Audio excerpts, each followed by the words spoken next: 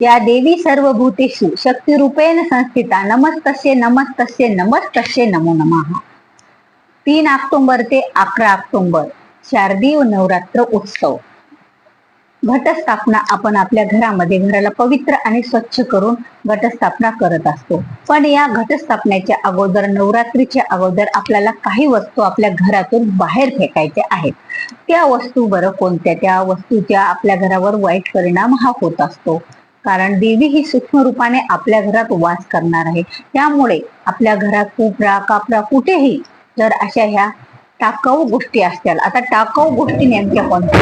बघा, आपल्या सर्वांच्याच घरामध्ये फाटके कपडे, आपण जे कपडे घालत नाहीत. आता कसं असतं, जे कपडे घालण्यासारखे जरी असले तरी आपल्याला ते कपडे घालून कंटाळा आलेला असतो. तो कपडे आपल्या तसा ढीग लागलेला असतो आपल्या घरामध्ये. तर आपल्याला ते कपडे व्यवस्थित धुवून इस्त्री करून घडी करून एखाद्या गरजूंना आपण द्यायचे. यामुळे काय होईल, त्या गरजूला सुद्धा एक त्यांच्या स्वतःसाठी कपडे मिळतील आणि आपल्याला सुद्धा एक काहीतरी आता समाधान मिळेल. आता बघा, आपल्याला जी वस्तू आपण घालत नाही ते देणं म्हणजे हे दान होत नाही. पण ते जर आपण विनाकारण कुठे फेकून दिलं तर त्याचा उपयोग होणार नाही. त्यामुळे आपल्याला ती एखाद्या गरजूला ते कपडे द्यायचे आहेत. आता त्याचप्रमाणे बघा, आपण ज्या वेळेला नवरात्रात घटस्थापनेला आपल्या घरातला दसरा बाहेर काढतो. आता दसरा काढणं म्हणजे नेमकं काय असतं बघा, ज्या गोष्टी आपल्या घरातल्या ज्या की टाकाऊ गोष्टी आहेत त्याचा आपण वापर करत नाही, त्या तशाच पडलेल्या आहेत. त्यामुळे आपल्या घरात निगेटिव्ह ऊर्जा निर्माण होत असते. म्हणून तर दसरा काढून दसऱ्याच्या अगोदर जसं आपण कचरा, धूळ, जाळे, जळमटे काढतो, त्याचबरोबर ह्या वस्तू आपल्याला बाहेर फेकायच्या असतात. आता आणखी त्या वस्तू कोणत्या? बघा, तुमच्या घरामध्ये असे बरेच काही भांडे असतात की जी भांडी आपण वापरतच नाहीये कधी. थोडासा तावा फुटलेला, कुठेतरी एखाद्या टिफिनची कडी निघालेली, किंवा असं काहीतरी एखादं भांडं चिरलेलं, किंवा एखादं काहीतरी खराब झालेलं भांडं, आणि ते भांडं आपण वापरात घेत नाही. मग ते भांडं आपण घरात ठेवून काय करायचं? जे भांड्याचा जो वापर असेल तर ठीक, कारण बघा, फुटलेले भांडे, खराब झालेले भांडे आपण वापरतच नाही, ते वापरायच्या हेच नसतात, म्हणजे त्याचा वापर होऊ शकत नाही. तर तसे भांडे आपण इतरांना पण कोणाला गरजूला देऊ शकत नाहीत.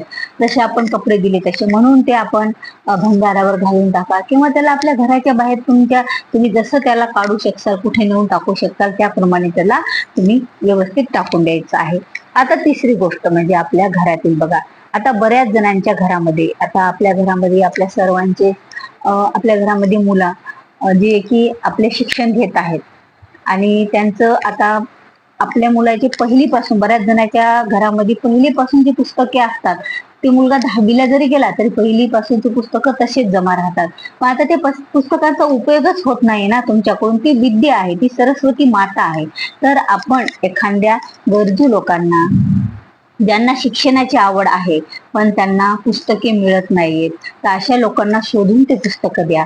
नाहीतर तुम्हाला तसं जमत नसेल तर तुम्ही ते पुस्तक एखाद्या जिथे जुने पुस्तके विकत घेतले जातात तिथे नेऊन द्या, किंवा तुम्ही ते पुस्तकं जे तुम्ही कधीही वाचत नाहीत, घरात पडून आहेत ते पुस्तकं, नाहीतर मग आता तुम्हाला त्याचा योग्य वापर करायचा म्हणला तर आपण त्याला रद्दीतही नंतर देऊ शकतो. आता रद्दीत द्यायचं म्हणजे त्याचा काहीतरी वापर होईल ना, आपल्या घरामध्ये काय वापर होणार आहे. त्याच्यामुळे अशा प्रकारे आपल्याला पुस्तकं सुद्धा जे घरातील जे नाही वापरायचे आहेत, कारण विद्या ही तशीच ठेवायसाठी नसते. विद्याला आपल्याला वारंवार ते पुस्तक जर आपण वाचनात असेल, आणि यामुळे काय होते, मग सरस्वती माता ह्या नाराज होत असतात. म्हणून ते पुस्तक जर तुम्ही वाचन करत नसाल तर त्याचा काहीतरी योग्य पद्धतीत अशा प्रकारे त्याचा उपयोग तुम्ही करून घ्या. आता तिसरी गोष्ट म्हणजे आपल्या घरामध्ये बघा, देवघरामध्ये सुद्धा आपल्या घरामध्ये अनेक असे कपडे, देवघरामध्ये सुद्धा अनेक देवांचे फाटलेले कपडे असे असतात की आपण जे कपडे देवाला वापरतो, आणि आता नवीन कपडे देवाला आणले तर जुन्या कपड्यांचं काय करावं हा प्रश्न आपल्याला पडलेला असतो. तर तुम्ही ते योग्य रीतीने, ज्या वेळेला तुम्ही कुठे एखाद्या नदीत वगैरे कुठेतरी जासाल, कसं आहे, देवाचे कपडे इतर कुठेही आपण टाकू शकणार नाही, म्हणून आपल्याला ते वाहत्या प्रवाहामध्येच सोडावे लागतात. त्यामुळे एखाद्या नदीत वगैरे तुम्ही जिथे की एखादी गंगा, सागर काय असे, तिथे नेऊन ते कपडे तुम्ही टाकू शकता. आणि जे की देवघरातील सुद्धा जी स्वच्छता करताना बरंच काही निघतात. खूप कधी कधी आपण ज्या गणपती बाप्पाची सुपारी म्हणून मांडतो आणि त्या सुपाऱ्या एवढ्या आपल्याकडे जमा होतात, मग त्याला कीड लागलेली असते आणि परत परत आपण ती सुपारी मग घेतो पूजेसाठी. तसं न करता त्या सुपाऱ्या तुम्ही कधीतरी त्याला आपल्या निर्माल्यामध्ये, जे की आपण बेल फूल वगैरे टाकतो त्याच्यात आपल्याला टाकायचं असतं. कारण आपण त्यांना तेव्हाच अक्षिदा, जेव्हा पूजा होते तेव्हा अक्षिदा टाकून त्याला पुनर्वसू म्हणून आपण त्यांचं तेव्हाच विसर्जन केलेलं असतं. मग तशा योग्य पद्धतीत अशा काही सुपाऱ्या, काही ओटीचं वगैरे सामान असतं बघा, आपलं खारीक वगैरे, त्याला पण कीड लागलेली असते. हे पण आपल्याला देवघरातलं बाजूला काढायचे आहे, कारण तिथे आपली घटस्थापना होणार आहे. कीड लागलेलं, घरातील जे कीड लागलेलं धान्य आहे त्याला स्वच्छ करून आपण घ्यायचं, वाळवून ठेवायचं आणि व्यवस्थित आपण बाकीचं घर तर स्वच्छ आणि पवित्र करणारच आहोत. आणि त्याबरोबर आपल्याला अशा काही गोष्टी, ह्या 4 गोष्टी आपल्याला, 4 वस्तू घराच्या बाहेर काढायच्या आहेत. तर व्हिडिओ आवडल्यास व्हिडिओला लाईक करा, शेअर करा आणि चॅनलवर जर नवीन असाल तर सबस्क्राईब करायला विसरू नका. भेटूया पुन्हा अशाच एका नवीन व्हिडिओ सोबत.